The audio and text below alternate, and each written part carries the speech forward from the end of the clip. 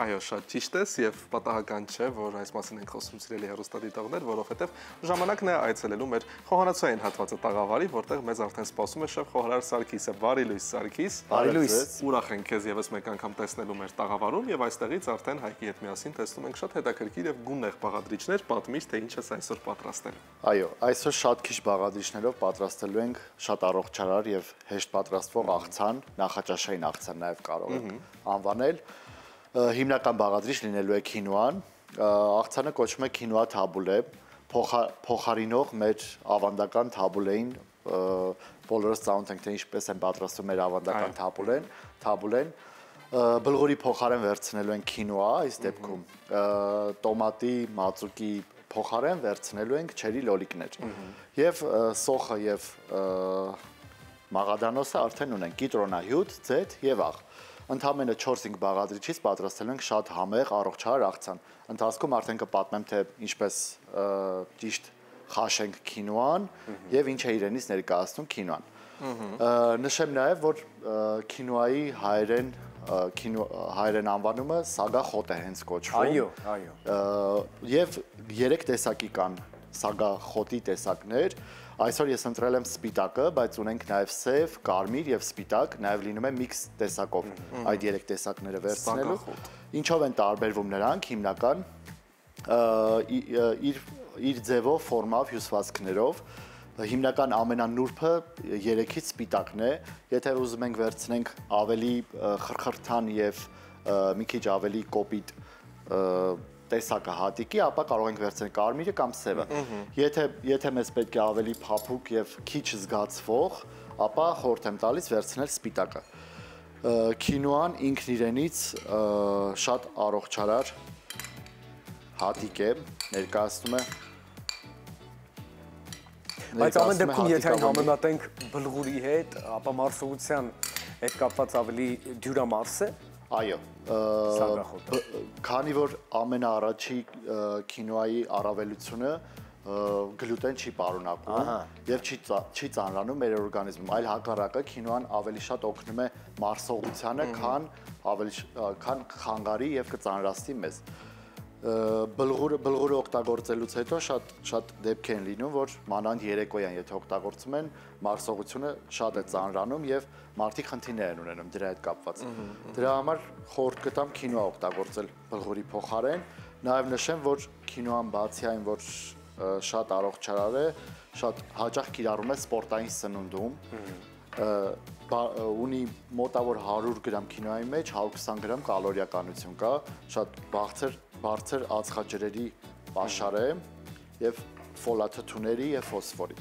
Միայն քինոայի բացասական կողմը մի բանն է թեթև նշեմ, որ երիկամներով հիվանդ մարդկանց այդքան էլ խորհուրդ չի տրվում կամ խորհրդակցելով բժշկի հետ նոր կարող են օգտագործել եւ ուտել։ Մեզ անհրաժեշտ է շատ մանր կտրատել չերի լոլիկը, կարող եք նաև սովորական լոլիկ օգտագործել։ Բայց հենց այս հարցը առաջացավ ինձ մոտ, նախասիրության հարց է դա, թե պարտադիր պայմաններից մեկն է այս դեպքում շատ մանր կտրատել լոլիկը։ Դե թաբուլեի դեպքում կարծում եմ պետք է այստեղ հարցը թաբուլեն է, չէ՞, երևի թե։ Հա, հիմնական նախասիրության հարց է, համե քանի որ մեր հյութալիությունը հենց աղցանի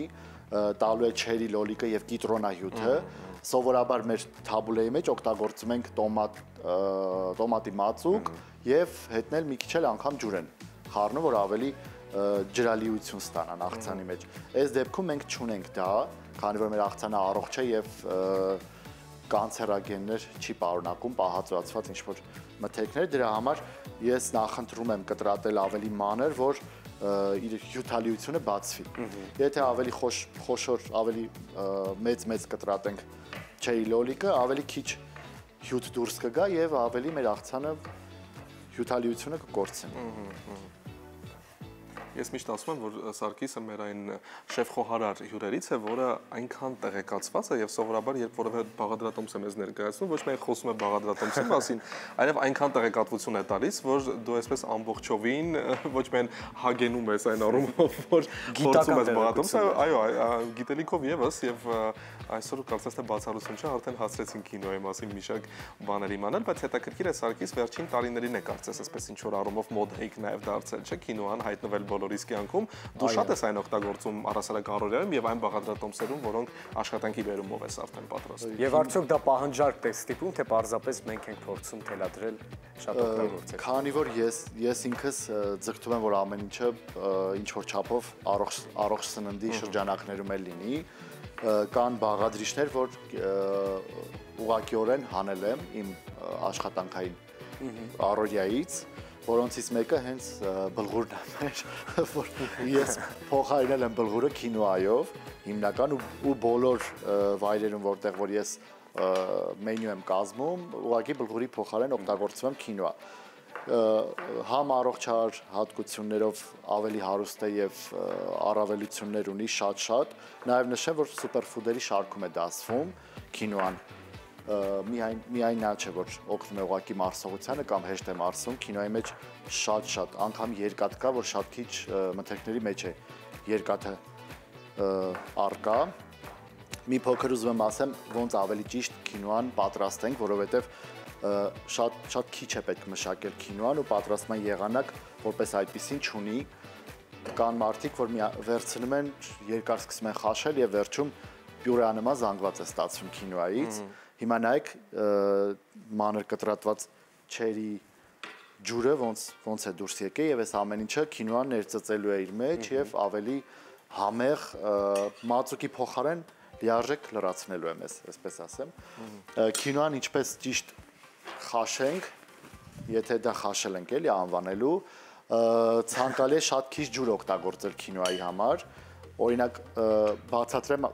քանակական բաժակով օրինակ, եթե վերցնում ենք 1 բաժակ քինոա,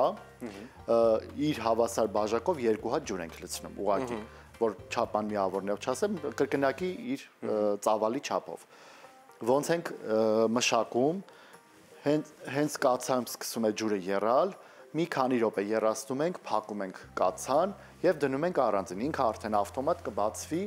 համերը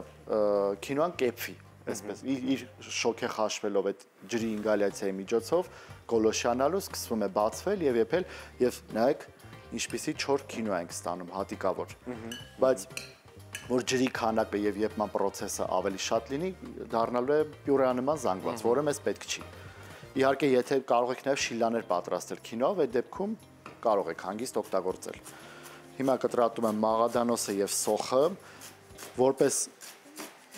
որպեսին այդպես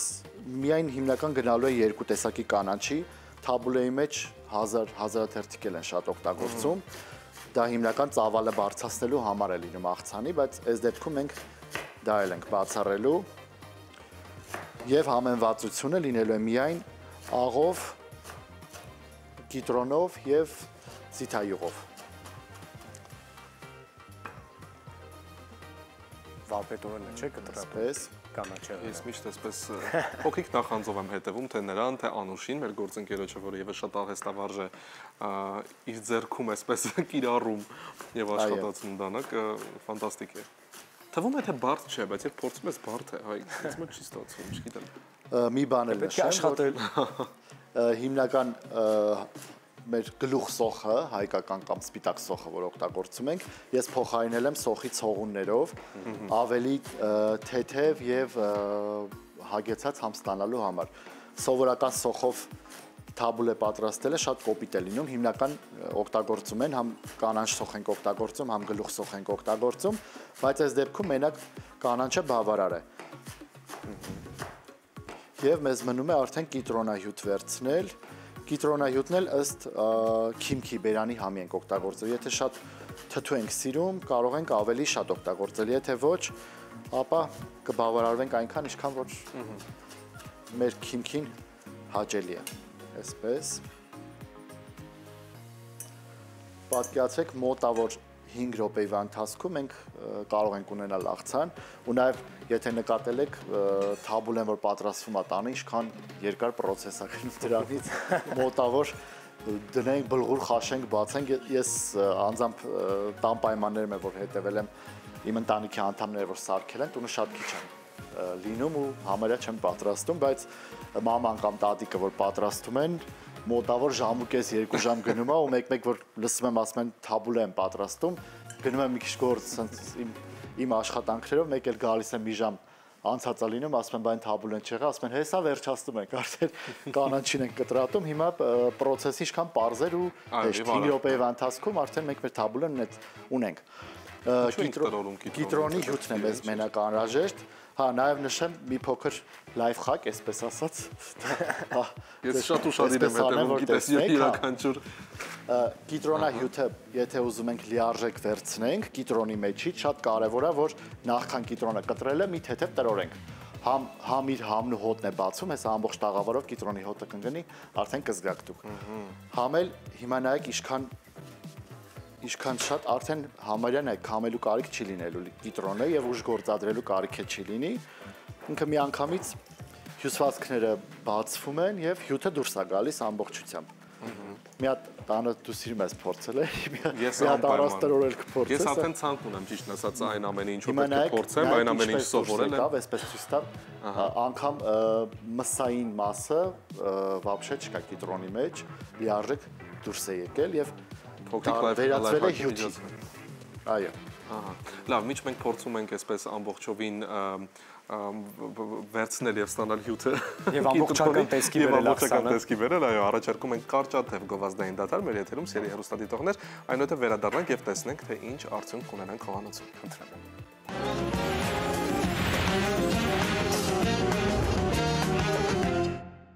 Եվ իսկապես բույրը տարածված է, մեր ընկերը շատ ճիշտ էր, օդում լիմոնն է հիմա, կիտրոնն է հիմա իշխում։ Այո, երկու փոքր կիտրոնից նայեք ինչ մեծ քանակությամբ կիտրոնահյութ ստացանք եւ ես ամբողջը կօգտագործեմ։ Համեմելու մասին ենք արդեն հասել, օգտագործում ենք ձիթայուղ, կիտրոն, աղ։ Եվ վերջ։ Մեր թաբուլեն պատրաստ է, քինոա, այո։ Հիմա եթե հոտը զգում եք արդեն, թե ինչպես է կանաչիների հոտը տարածվել եւ կիտրոնի, ձեզներ բավականին շատ է պետք է, ճիշտ ասկազը։ Շատ է փոխում։ Քանի որ այո, մեր հյութալիությունը ապահովում է կիտրոնը եւ ձեթը ու չեի լոլիկները մի քիչ չենք խնայում։ Վերջ, պատրաստ է մեր քինոա թաբուլեն, արդեն անցնում ենք մատուցմանը։ Մատուցելի ինչ, դա պարզապես լցնում ենք տարայի մեջ եւ վերջ։ Այո։ Եվ մի հատ չերի լոլիկ եմ փոքր պահել, որ գեղեցիկ սիրուն։ Վերջում գեղեցիկ զարդարել։ Վերջում վրան շատ այսպես գեղեցիկ տեսք ունենա մեր աղցանը։ Փորձեք րոպեների ընթացքում պատրաստել այս աղցանը, ունենալ սնվելուց հետո իհարկե, փորձելուց հետո լավ էներգիա, որովհետև հասկացանք ածխաջրերով հարուստ աղցանի հետ մենք գործում ենք։ Շնորհակալություն, Սարգիս։ Մեր աղցանը պատրաստ է։ Կարող ենք փորձել արդեն։ Պարզ, արագ, Սարգիս, մենք հենց հիմա Հայկ հետ միասին կշտապենք քեզ մոտ, որպեսզի միասին փորձենք։ Դուք սերի հեռուստադիտողներ վայելեք երաժշտություն այս ընթացքում, մենք փորձենք։ Գնացինք։